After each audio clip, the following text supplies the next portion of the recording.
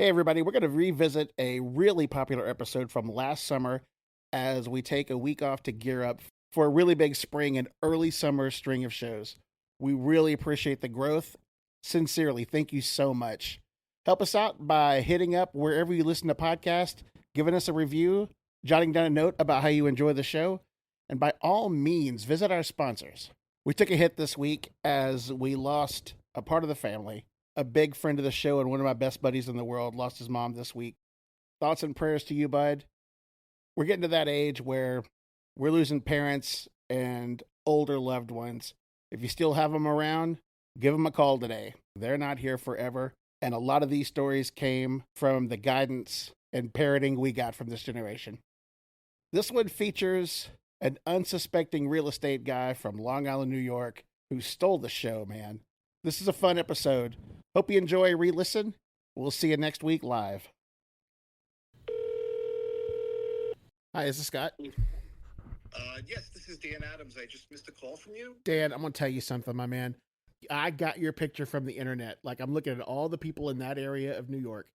All right, this is the guy I want to talk to. Look, I have a podcast, and I got a couple of smart-ass questions about the Amityville Horror House. Do you have a second? Yeah, whatever you need. I just want to ask a question about the house from a local. What are you looking to find out about it? I just want to know, that thing sells a lot. Why do people keep moving out of it? Oh, it's over the years. It's, I mean, listen, it's got a stigma. There was people that were in there for a while. They've changed the look of it. It gets a lot of attention. The problem is, it gets a lot of attention. So people go to track it down. They go to, they walk on the property. They've tried everything. Actually the people that bought it that were there before these people. And, I grew up the town over in Massapequa, town away. So I know the house very well. And that's usually been the problem, is people just kind of, disturb them, want to see the house, want to walk through. And, it's just a regular house. What kind of nut would want to walk through that thing? Honestly, anybody into horror films, anybody into, mass murders. I mean, there was, crazy thing happened. That's where the story came from. The realtor just said to me, anyone into mass murderers. Yep. Yeah, I mean, listen, they're getting the same one with the Massapequa, the Gilgo Beach guy now. Oh, yeah. Well, look, I just wanted to hear. Both areas are amazing. I mean, they're great areas. The values are awesome. But, I'm going to tell you something, man. That house was so cool with the boathouse right there on the water. I'd put up with a ghost to live there. It actually is an awesome house, let me tell you. When it went up for sale at one point in time, I was going to actually also take a look at buying it. But you know what? It's a really good house. It's just an older house, and it needs a lot of restoration. Man. But it's in an area that's incredible. Anything you want to know about or anything you're looking to do, just, this is my cell phone I'm calling you from. Text me. I'm happy to help. No problem. Man, I appreciate that so much. Give everybody your name and where you work. Dan Adams, EXP Realty. I own the office. It's over in Wantaw. 516-729-8288. Anybody has any real estate information they need? I just wanted somebody with boots on the ground with an accent like yours about this call. I got an accent, right? I know an accent? Yeah. Appreciate your time, buddy. All right, buddy. You got it. Thanks.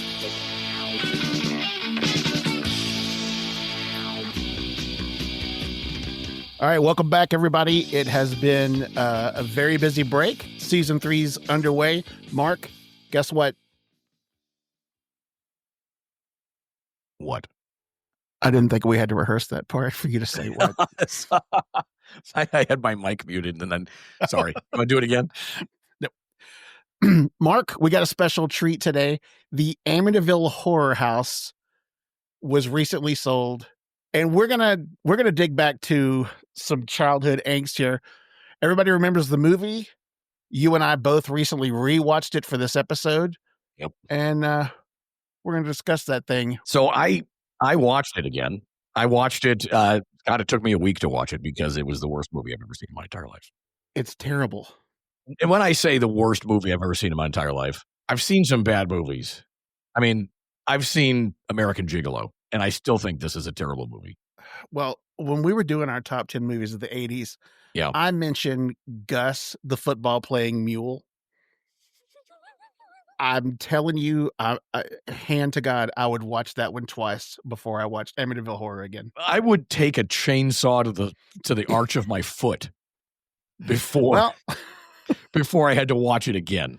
Let's go over. Yeah, you were a trooper. You watched it. Here's the deal. We as kids, we whispered about this on playgrounds. I'm a couple of years younger than you, so I think it was even different for me. We dared each other to look at the cover, that book cover on the drama coach's desk, past the VHS box at the video store, like it was cursed, would look away.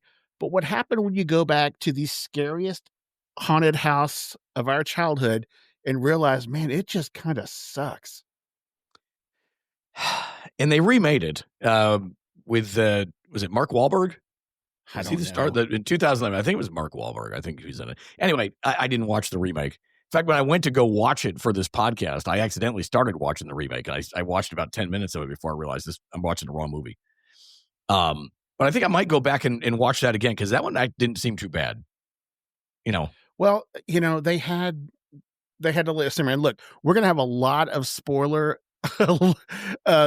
here. So I think that any movie that's 40 something years old, I think that we don't have to give the alert. If you haven't gotten around to it yet, then you've saved 90 minutes of your life that, I hope you did something productive. Anything.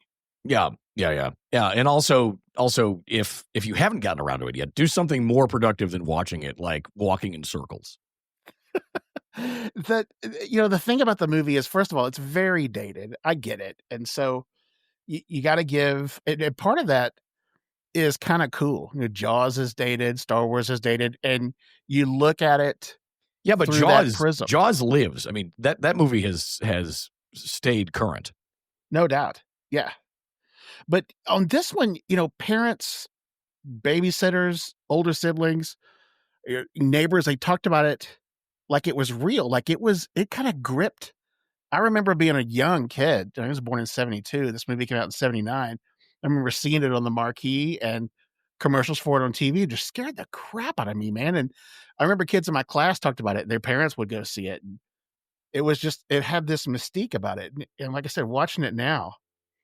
You know what that is, though? That's as the movie making technology has improved over the decades, right? Our own expectations of what funny is and what scary is and what adventurous is and what, nerve-wracking is has grown with the tech. And also the bar has been raised for the storytelling as well, over the years. So back in 1980, when did this come out? What year? 83, 84? It came out in 79. Came out in 79. So back in 1979, the bar for movies was, it wasn't set very high. And from the standpoint of believability and special effects and even storytelling, because the storytelling in Amityville Horror was terrible as well. And so, but as the bar has been risen over the decades and the technology has improved, then our expectations have been risen with the bar. So when we go back and watch an old movie from the 70s, we're watching a movie that was produced with 70s expectations. And so it looks like crap because by today's standards, storytelling. Look, I'm not going to say every year movies get better. We did make Showgirls. What was it? No, Striptease. I mean, there's exceptions to the rule, of course. Yeah.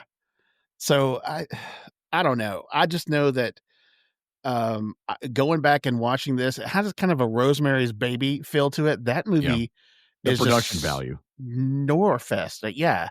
So, I don't think it has to progressively get scarier. Carrie was another one that was bad. My brother watched me and my sister one night. My brother's 10 years older than me. Yeah. He let us watch Carrie when I was in the second grade. Scared the hell out of me. He did that on purpose. Oh, yeah. He didn't let you. He loved it. He didn't let you watch it. That's a good point. He was doing something to entertain himself. That's very true. He gave me a couple of jumps every once in a while and grabbed me. So yeah, that's a good point. I hate that guy. So, older siblings and neighborhood miscreants would tell you that it was based on a real story, like based on a true story. And first of all, watching it, that house is great. The boathouse and just that old, 100-year-old house and that lot is perfect. I think I wouldn't have minded bleeding walls just to get that boathouse right there on the water. Just clean it up, overlook it. It's nothing a magic eraser can't fix. Right. But I disagree. I would never go near that house. And a little side note on that. I looked it up on Google Earth today. The house is still there. Still looks almost the same. Huh. I know they got rid of those the windows. Those iconic. Those are gone. They're replaced with regular square windows now. That's a shame. Yeah, I know. I mean, what if you're going to live there, live there. But so many different families have lived in that house since the incident, and every one of them are like, no, there's nothing going on in this house. Yeah, as they're frantically packing. Yeah. There's a lot of people. And another thing that struck me, in the movie, they paid $800,000 for the house. Is that right? Oh, my God. I did not catch that. I think You're kidding me. No. The guy owns a podunk construction company. How the heck did they afford a $800,000 house? I thought that's what it is, but it's on Long Island. It's a nice area. The thing sold recently for 108 Shoreline Drive is the address. It was listed for $850,000. And you would think, it would be like $2 million, $2.5 if other property values were to rise commensurate to the area and the times, like this many years later. Well, I mean, you need to also figure out the intrinsic value of a demon pig and how that factors in. That's a good point. Yeah. So our house here doesn't have a demon pig, and it's going to affect its value. Does it help the value? I don't know. I mean, it depends on, I guess, if it's a sexy demon pig or not. Yeah, I don't. I mean, some are pretty hot, some aren't. I didn't anticipate this going that direction. So let's talk about the movie itself. I told you it's Lois Lane and Barry Gibb, even though it's clearly not Barry Gibb, and I don't think she was just Lois Lane. It was still Margot Kidder. Oh, I knew the Margot Kidder, but that looks so much like Barry Gibb, and I didn't even bother to look, and I didn't even care when I was a kid. And it's feasible that Barry Gibb could have crossed over and become an actor as well. What's he gonna say to the ghost? Like he has a normal voice when he's talking. He doesn't. He sings like that. That was a gimmick. I don't want him to have a normal voice. When he gets scared, I want him to start breaking out into falsetto and running up those stairs. I'm sure he would have. It sound like a Muppet. So they show who's James Brolin. It's not Barry Gibb. It's James Brolin, and his descent into madness was mostly just him getting grumpier and grumpier in that flannel shirt, just kind of staring at the wall. Yeah, and having bedroom problems as well. Right, here's the deal. You can do suspense without the backstory. Ask fans of Alfred Hitchcock if that's possible.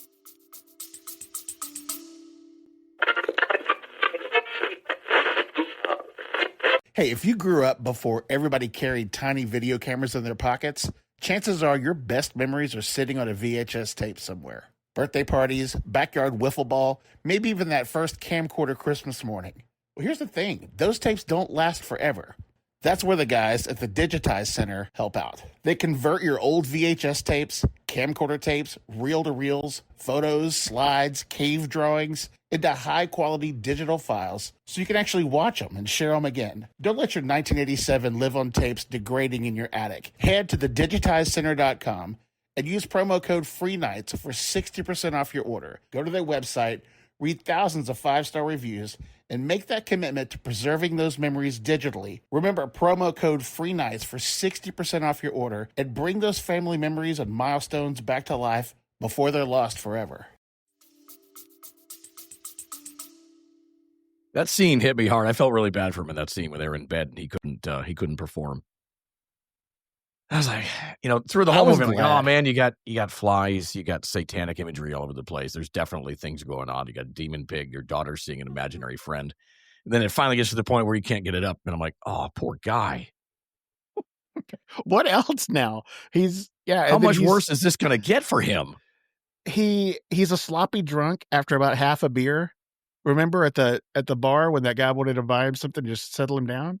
And he punched him out. Yeah, it's just, it was like equal parts after school special, like the cautionary tale of haunted houses. I was waiting for Kristen McNichol to be in one of the scenes. Well, didn't happen though. So we were scared as kids of this movie. It became a myth. The urban legend plus true story equals terror. Kids didn't have Google, so rumor was everything.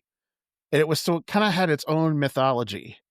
And we had we learned to build legends through scraps, VHS, the grain, all that stuff. But I never rented it, but I had friends that saw it, and it was just known as this timeless classic horror film. Because it was real. Or it was supposedly real. I mean, even to this day, the people that lived in that had the actual things, the actual Lutzes, still insisted that all those things actually really happened. And I don't think they did. I'm in the camp that none of that happened. Although in the movie, the reason it happened to the Lutzes and may not have happened to anybody else is because James Brolin's character looked like the guy that killed everybody. Way back when. So the demon liked him or something. I don't know, because he looked like the original dude. Well, so that, so the demon. The couple that were their friends that go down to the basement, and the chick just grabs a pickaxe and starts banging on their wall. Mm-hmm. It's in there. It's like, I can't imagine anybody doing that. And then they get through. You never get the payoff. You never get to see really what's in behind the wall.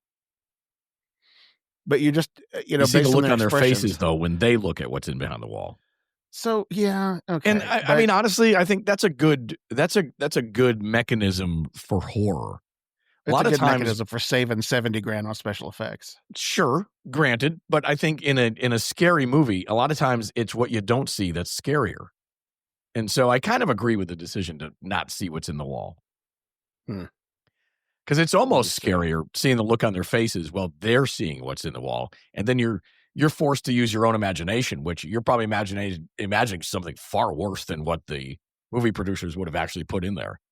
Well, I guess I'm falling into the trap that you said people do by basing, modern or more recent movies, because in the scene where they open the Ark of the Covenant and Raiders, you don't see what's in the Ark at first, but you see their faces. Some of them melting. And so, I mean, eventually they show you what's coming out of there, but the real terror there is their faces looking at it. So I guess I get your point. Yeah. It's just a mechanism for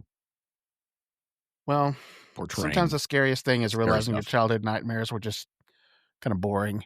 Well, nightmares are, your own imagination is far worse than anything anybody else is going to come up with. Right.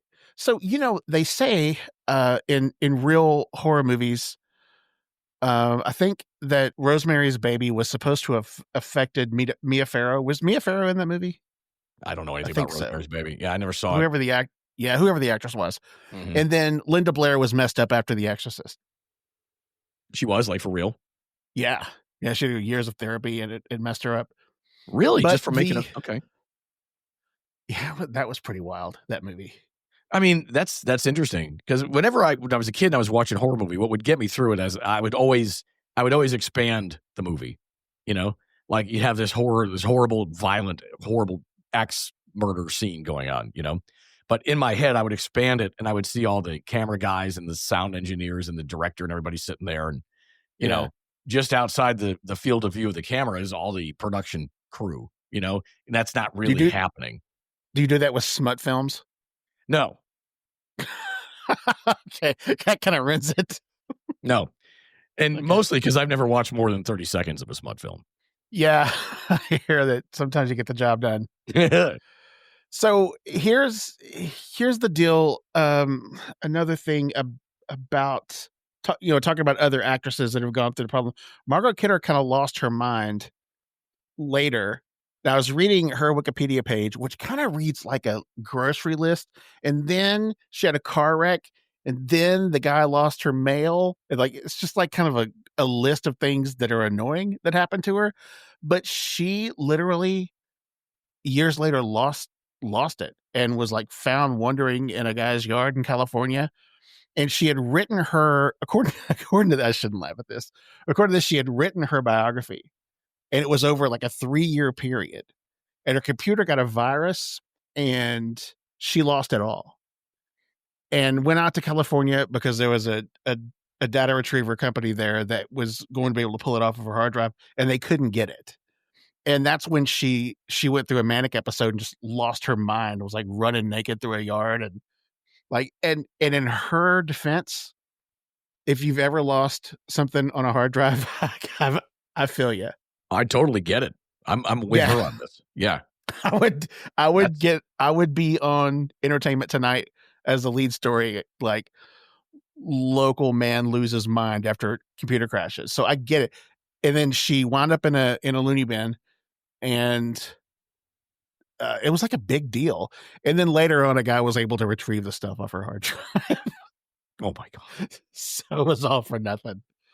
Oh, here it is. I got it. Yeah. Oh gosh, all that stuff I did. Margot. Uh-oh.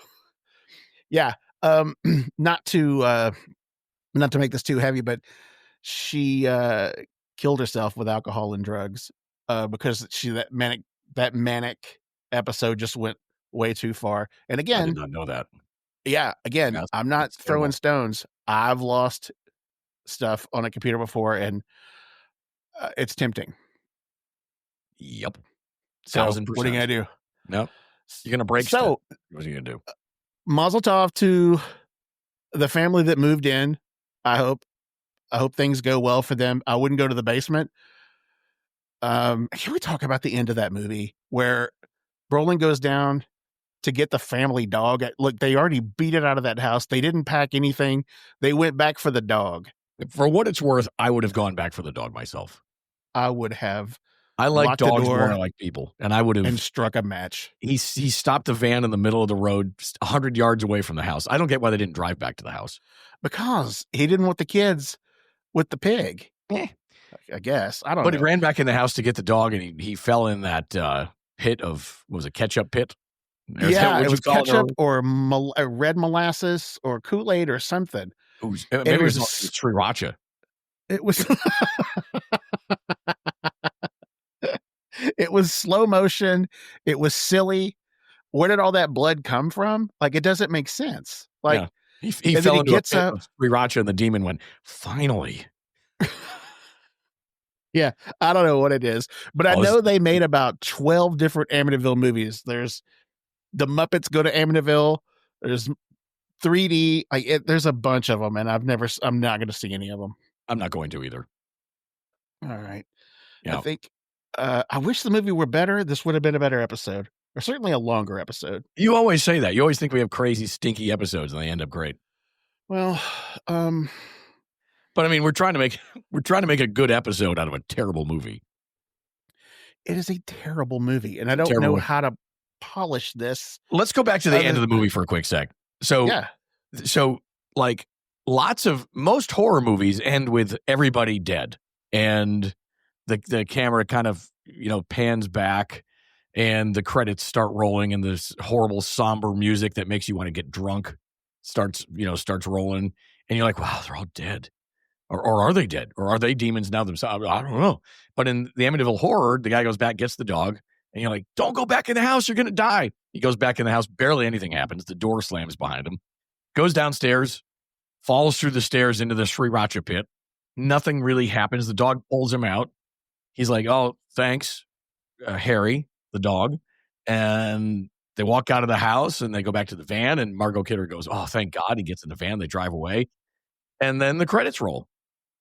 What are the chances this was just some kind of fever dream that he had? Now, those kids weren't his. They were Lois Lane's kids. Mm-hmm. And so, there was all kinds of, well, you're not even my real dad. There was some of that in there. Barry Gibb looking. Do what? There was some of that in there. The kids had that angst, that you're not my dad angst. I can relate to that. I'm a stepdad. I had that angst. Like I didn't like him. I don't know. The Flies kind of worked though with the priest. Yeah, the priest had a rough go. The priest ended up blind for life at the end of the movie. Now, here's the deal with that. So they were sitting around thinking, all right, we got to punch this up a little bit. Let's go to the church and let's have some statuary break apart and just have a little cherub's face land on his face. That'd be funny. Why not? You get this crappy horror movie. Let's throw in a little Three Stooges style pie throw in slapstick. Yeah, that didn't work. If they were going to break the script, they should have had some of the family members get killed. That would have been better. I wish I was kind of rooting for all of them. The hero of the movie was that windowsill that had just had enough and just came down to the kid's slammed hand. on that kid. Like, all right. Is it just me, or did you wish that kid would just shut the hell up? Stop whining about it. Because if you look at it, the windowsill wasn't even very hard down on his fingers. Right. Right. Settle down, you little puss. You're watching, you're like, hey, dude, just pull your hand out. Yeah. All you, just quit going nuts. All you gotta do is pull it out. I think the scariest part of the movie was when I had to pause it to go pee, and I realized that I was about a third of the way through that thing, and I had that much more to go. You came back and sat down, and you saw the progress bar, and you went, oh. Yeah, that was the worst. It was an ordeal. It was really, I don't understand. So great marketing, great pitching that it was based on a true story, because it seems like it would have been on the news that blood is coming out of the walls and the staircase in a house. You don't think it'd be like a human interest story? I would like to know about that if that happened in my neighborhood. One of the New York City affiliates would, hey, here's a weird one. A family's house started bleeding today. But that was never reported. Some morning zoo radio format show? Or anything. Yeah, like Bob, take a load of this. This is coming from Poughkeepsie. There's a house in Poughkeepsie. The wall started bleeding. And then a demon pig came out through the floor. What do you think of that, Paul? What if it's Terry Gross on NPR and they got that doom. Today we're going to talk about a house on Long Island that the stairs bleed. You ever heard of that? No, I haven't, Karen. Boom, boom, I have, but that same house is known for its sourdough bread, and we're going to go over the recipe today. Yeah, you would think that would have slipped out somewhere, but it didn't. Again, Mark, this is where we split the sheets on this deal. Demon pig, bleeding walls, bitter stepchildren. I'd take it all to have that boathouse and to have that place right on the water. Totally. I loved it. Totally. So, yep. All right. And that was another thing they don't do now. Catholicism, the icons and the it seems like Catholics were drug into movies all the time back then. You don't see that anymore.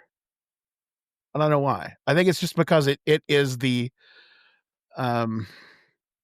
even for like non-believers and people of other religions, they see the collar and that penguin lady that came, they immediately think, okay, so this is the church, capital T, coming to, face the bad guys. And so I don't know.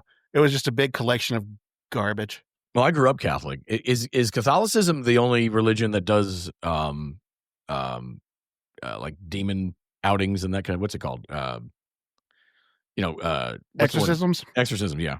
Or do other, do Southern Baptists do exorcisms? I think they're the only ones that call it that. I think the more, some of the Protestant religions like Pentecostals and stuff do it, but more of a festive, 3-piece suit, tie wearing kind of deal inside the church rather than coming to the house with water. At the same time as the exorcism. They have what? They hang a pinata and they work on that at the same time. Okay, that you're going back to Catholicism. So you got Mexicans, Irish, and Italians. All right, we got them covered, and then a lot of Boston. Oh yeah, I guess that's the Italians and Irish though. Yeah. So I grew up Catholic, and I'm old enough so that I grew up in a Catholic school where I legit had my knuckles whacked with a ruler by a nun. Man, it didn't take, did it? Oh no. All right, so next time we do a movie, I'm going to find one that's not just painful to watch. Yeah, if it could. Anything. Once again, I recommend any of the non-Knots Disney canon. Fred McMurray, any of those. What about the very first Muppet movie? Oh, where the jump scene where everybody sees Kermit on the bike? Yeah. All right, that's it. Hit us up on our socials, Free Nights and Weekends Podcast, Facebook, Instagram, X. See you next Friday. Well, you know, the first movie, the first Cannonball Run, was an actual cannonball run where the actors were actually doing a real cannonball run. It wasn't a movie about a cannonball run. It was a movie of a real cannonball run. Are you paid every time you say Cannonball Run?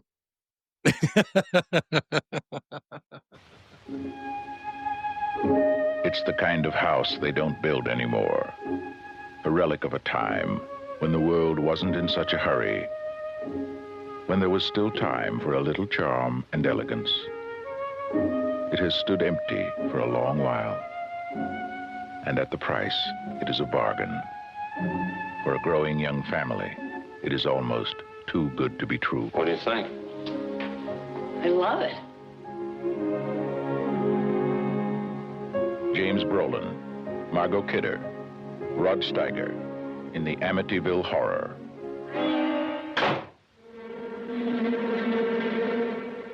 God's peace in this house.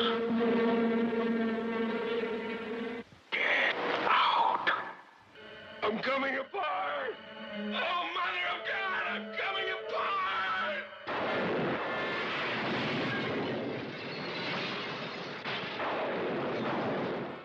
28 days after the Lutz family moved into their dream house, they were running for their lives. What happened to them is an experience in terror you will never forget, and you will believe in the Amityville Horror. From the best-selling book that made millions believe in the unbelievable, the Amityville Horror.